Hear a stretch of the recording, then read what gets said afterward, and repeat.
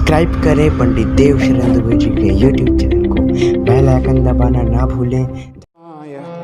ओम नमो नारायणाय।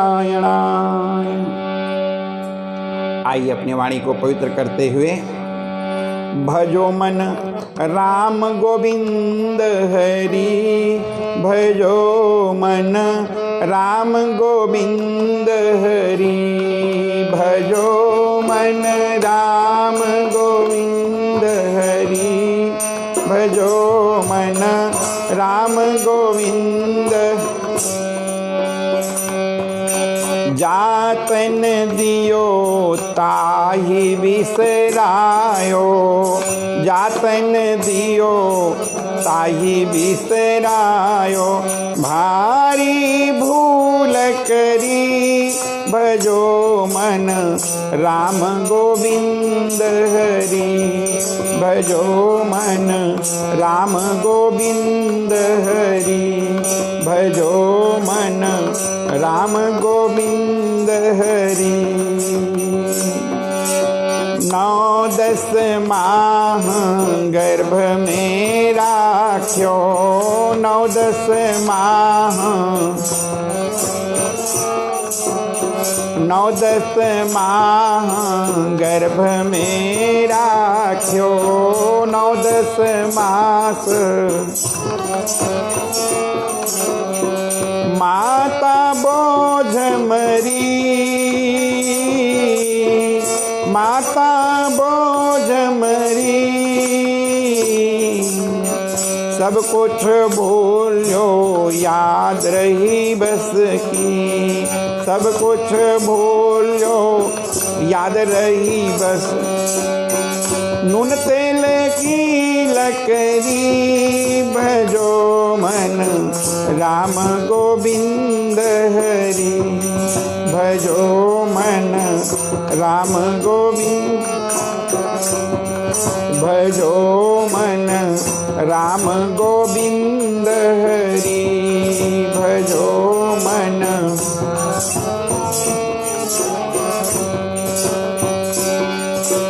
अहंकार तेज हल्की कर दे, अहंकार तेज मोह ममता गठरी, मोह ममता गठरी, इतना भार पार नहीं उतरे, इतना भार सुभर नाम भरी, भजो मन राम गोविंद हरि, भजो मन राम गोविंद हरि, भजो मन राम गोविंद हरि। राम रतन धन नहीं संजोया, राम रतन धन, राम रतन धन नहीं संजोया, राम रतन धन नहीं संजोया, राम रतन धन नहीं संजोया। बीत गई सगरी, बीत गई सगरी, चंदन रूख जलाया मूरख, चंदन रूख जलाया, समझ अरण ककरी, समझ अरण ककरी, भजो मन राम गोविंद हरि, भजो मन, भजो मन राम गोविंद हरि, भजो मन।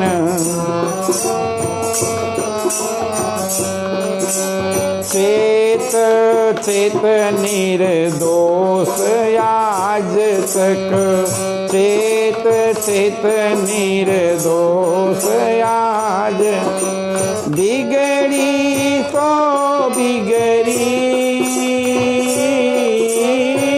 बिगड़ी तो बिगड़ी,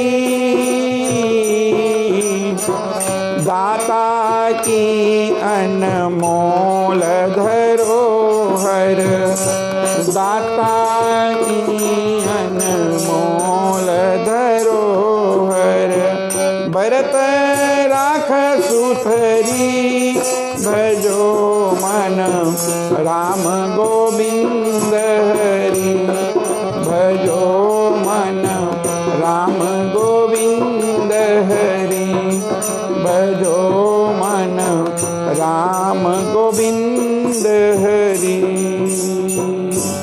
बोले सच्चिदानंद भगवान की जय। आइए कार्तिक महापुराण के अंतर्गत 12 अध्याय में भगवान जब इस प्रकार से नारद जी बोले कि सितकंठे गते नाथ बाला किम करो शुश्रूषा, शुश्रुवे विनीताय वद तद्धर्म सिद्धये। नारद जी बोले जब भगवान शंकर चले गए तब हे प्रभु उस बाला ने शोक करके क्या कहा। रोती हुई उस कन्या ने कहा एवमेव पुरा पृष्ठ श्री कृष्ण पांडुसूनुना यदुवाच वचोराज्ञे तन्मे नीरादतः शृणु। इस प्रकार से श्री नारायण बोले कि इस प्रकार राजा युधिष्ठिर ने भगवान श्री कृष्ण से पूछा था, सो भगवान ने राजा के प्रति जो कहा सो हम तुम्हें सुनाते हैं। श्री कृष्ण बोले हे राजन, इस प्रकार जब शिव जी चले गए तब वाला प्रभावित हो गई और लंबे श्वास लेती हुई बड़ी डरी और किशोरी अश्रुपात पूर्वक रोने लग जाती है। हृदयाग्नि से उठी हुई ज्वाला से जलते हुए अंग वाली वह तपस्विनी कन्या वनाग्नि में जले हुए पत्ते वाली लता की राह हो गई। दुख और ईर्ष्या को प्राप्त उस कन्या का बहुत समय व्यतीत हो गया। जिस प्रकार चूहे के बिल में घुस करके आक्रमण करके सर्प उसे वश में कर लेता है, उसी प्रकार उपर्युक्त शोचनीय अवस्था को प्राप्त उस तपस्विनी वाला पर उस प्रभ काल ने आक्रमण कर उसे वश में कर लिया है। वर्षा ऋतु में मेघ से घिरे हुए आकाश में बिजली चमक कर जैसे नष्ट हो जाती है, उसी प्रकार तपस्या से जले हुए पाप वाली वह कन्या अपने आश्रम में मर गई। और उसी समय धर्मिष्ठ यनसेन नामक राजा ने बड़ी सामग्रियों से युक्त उत्तम यज्ञ किया। उस समय जब उस कुंड से स्वर्ण के समान कांति वाली एक लड़की उत्पन्न हुई, वह कुमारी द्रुपद राजा की कन्या के नाम से संसार में विख्यात हुई। और पहले जो मेधावी ऋषि की कन्या थी वह सब लोकों में द्रौपदी के नाम से विख्यात हुई। उसी को स्वयंवर में मछली को वेद करके भीष्म कर्ण आदि बहुत से राजाओं को तृण के समान कर क्षुभित राजमंडल में अर्जुन ने पांचाली को पाया।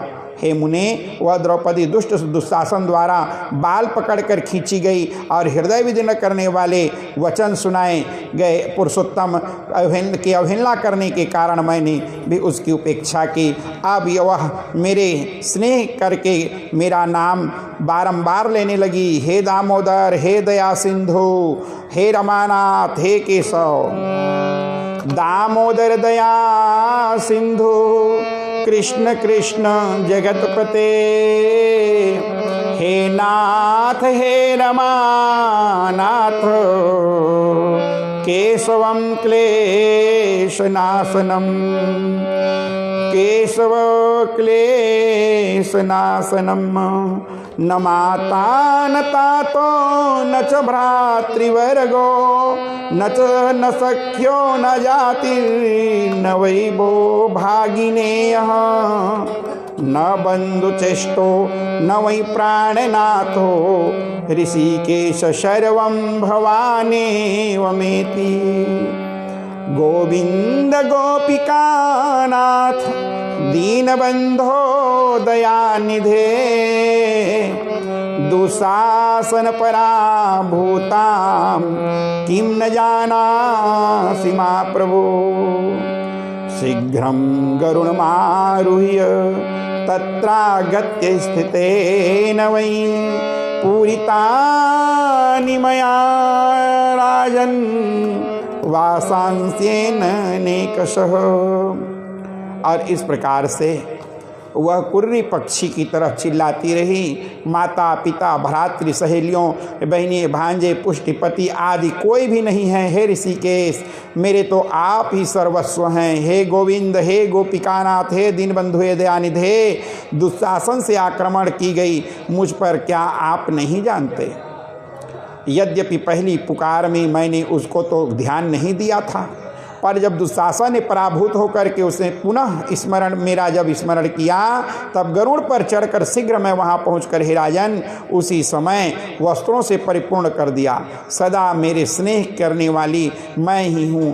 प्राण जिसके ऐसी सदा में मेरा जब मेरे भजन में परायण मेरे अत्यंत प्रिया सती सखी मुझको प्राण के समान होने पर भी पुरुषोत्तम की अवहेलना करने के कारण उसकी उपेक्षा करनी पड़ी।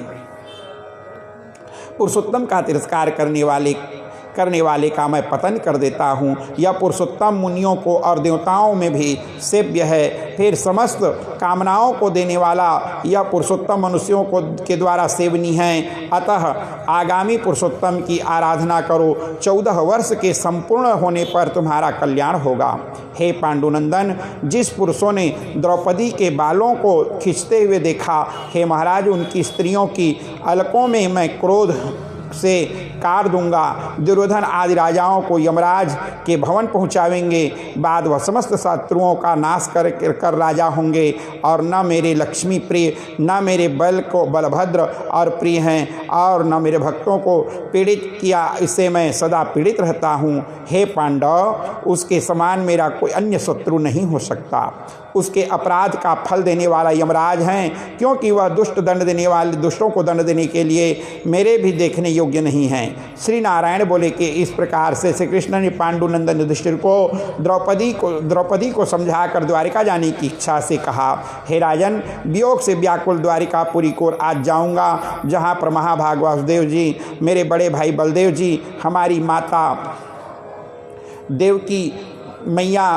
तथा सांब आदि सब आहुक आदि यादव रुक्मणी आदि सहित स्त्रियां हैं। दर्शन की उत्कंठा वाले से सब हमारे आगमन की कामना करके टकटकी लगा करके हमारी चिंतन करते होंगे। श्रीमन्नारायण बोले कि इस प्रकार वे कहते हैं, हे देवेश, कृष्ण के गमन को जान करके पांडुपुत्र किस प्रकार गदगद व कंठ से बोले, जिस प्रकार जल में रहने वालों का जीवन जल में, उसी तरह लोगों के जीवन में तो आप ही हैं। हे जनार्दन, थोड़े ही दिनों के बाद दर्शन हो।